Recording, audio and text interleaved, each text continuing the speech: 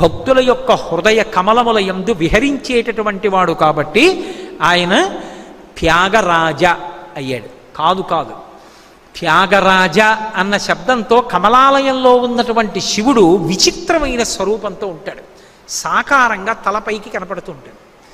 లోపల ఎవరిలో ఉంటాడు అంటే ఆయనకి మొట్టమొదటి భక్తుడు ఎవరంటే శ్రీ మహావిష్ణువు. విష్ణువు యొక్క హృదయంలో ఉంటాడు. అందుకే తిరువారూరులో ఉండేటటువంటి త్యాగరాజస్వామి జపతాండవం చేస్తాడు. చిదంబరంలో ఉండేటటువంటి నటరాజస్వామి ఆనందతాండవం చేస్తాడు. ఆనందతాండవం చేసినా విష్ణువు పక్కన ఉంటారు, అజపతాండవం చేసినా విష్ణువు గుండెల్లో ఉంటారు. విష్ణువు గుండెల్లో నాట్యం చేయడానికి చోటేది అంటే అని ఆయన ఊపిరి తీసి విడిచిపెడుతున్నప్పుడు విష్ణువు వక్షస్థలం వ్యాకోచించి సంకోచం పొందుతుంటే కుంచిత పాదం అంటారు. ఎడంకాలు పైకెత్తి దింపి నాట్యం చేస్తూ ఉంటాడు.